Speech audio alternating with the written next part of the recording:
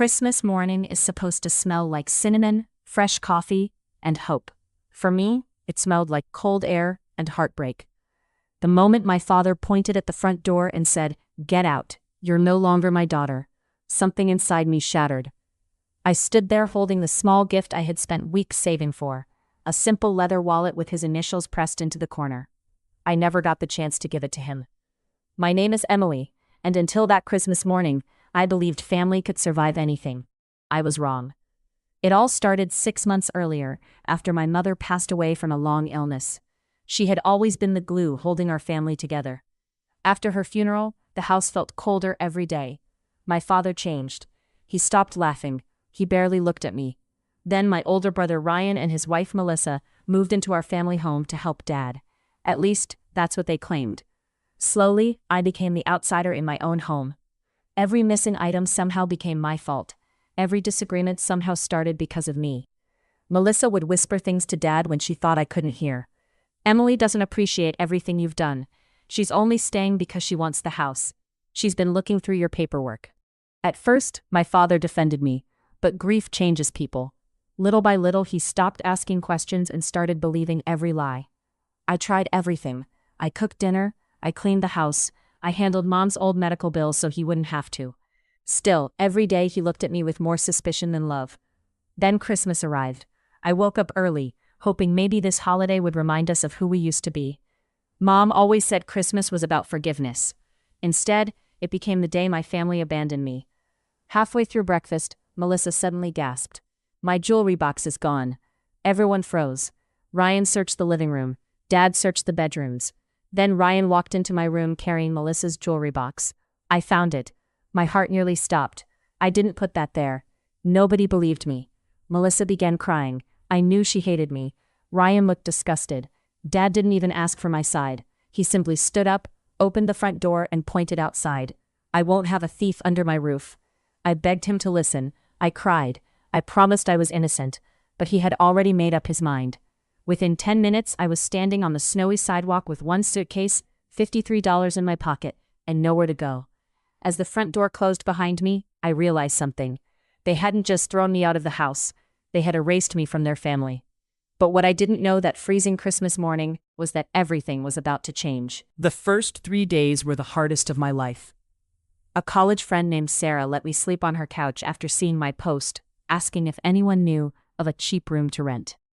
I never told her the whole story. I was too embarrassed. Instead of feeling angry, I blamed myself. Maybe I should have fought harder. Maybe I should have convinced Dad. Maybe. But every time those thoughts came, I remembered the look in his eyes. He had already decided I was guilty. Nothing I said mattered. So I stopped trying to convince people who had already chosen not to believe me. Instead, I focused on surviving. I updated my resume, applied for jobs, worked temporary shifts at a local bookstore. Then something unexpected happened. One afternoon, I received a phone call from Mr. Henderson, my mother's longtime attorney. "Emily, I think you should come to my office." When I arrived, he looked uncomfortable. "I was instructed by your mother to wait until after Christmas before giving you these." He slid a thick envelope across the desk. Inside were handwritten letters, one addressed to me, one addressed to my father, and copies of legal documents. As I read through them, tears filled my eyes. Months before she passed away, Mom had discovered someone secretly moving money from Dad's business accounts. She had quietly hired an accountant to investigate. The report named only one person, Ryan. For over 2 years, he had been stealing from Dad's company while convincing everyone that he was helping. Mom had planned to reveal everything after the holidays because she didn't want our final Christmas together filled with conflict. She never got the chance. Then I noticed another document. Mom had left me ownership of a small lakeside cabin she inherited from her parents. Nobody else knew it existed. It wasn't worth millions, but it was fully paid off. It was mine.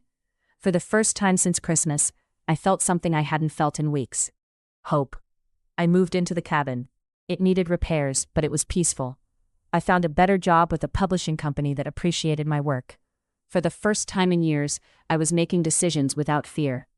Then, exactly 2 weeks after Christmas, my phone started ringing. Over and over. Dad, Ryan, even Melissa. I ignored every call. until Sarah turned on the evening news. A local business owner had filed fraud complaints involving Dad's company. Ryan's financial records were being investigated. The truth Mom had uncovered had finally surfaced, and suddenly, the daughter they had thrown away became the only person who knew the full story. The next morning, there was a knock at my cabin door. I opened it slowly. Standing there was my father. He looked 10 years older than he had just 2 weeks before. His shoulders were bent. His eyes were swollen. For the first time in my life, he looked lost. "Emily," his voice cracked. "I made a terrible mistake." Behind him stood Ryan and Melissa. Neither of them could meet my eyes. Dad explained everything. The investigation had uncovered missing company funds, fake invoices, and forged signatures. Ryan had confessed to manipulating financial records. Melissa admitted she had hidden her own jewelry in my room to convince Dad I was stealing. The entire Christmas accusation had been planned. They wanted me gone before the truth about the business surfaced, because I was the only one asking questions after Mom's death. Dad held Mom's unopened letter in shaking hands. "I should have trusted you." I listened quietly. For weeks I had imagined this moment. I thought revenge would feel exciting. Instead, it felt sad. The father I loved had already disappeared long before Christmas. What stood before me was a man carrying the weight of his own choices. He asked if I would come home. I looked around the little cabin, the home I had built from nothing, the life I had started rebuilding. Then I smiled gently. "I already am home." Tears rolled down his face. "I don't deserve forgiveness." "No," I answered honestly, "but I won't carry this pain forever." I forgave him, not because he had earned it, but because I refused to let bitterness become part of my future. Ryan faced criminal charges for fraud. Melissa left town shortly afterward. Dad sold the family house to pay off debts caused by Ryan's actions. Months later, he began volunteering at a local community center, quietly trying to rebuild the character he had lost. We slowly repaired our relationship. It wasn't perfect. Some wounds leave permanent scars, but we learned that trust isn't rebuilt with apologies, it's rebuilt with actions. Every Christmas now, I visit my mother's favorite church before sunrise. I place a single white rose beside her photo and whisper the same words. "You were right, Mom." Love isn't proven when life is easy. It's proven when the truth is tested. And sometimes, the greatest victory isn't watching the people who hurt you fall. It's discovering that they never had the power to destroy the person you were always meant to become.